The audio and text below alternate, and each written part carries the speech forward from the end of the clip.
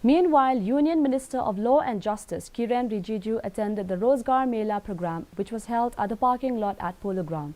Rijiju also distributed appointment letters of the new recruits in the Department of Post and others in the presence of BJP MLA Alexander Lalu Hek, Chief Postmaster General Subrata Das, among others.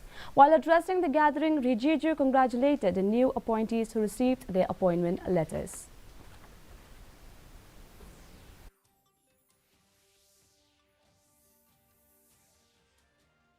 I have been coming to Meghalaya like many other places.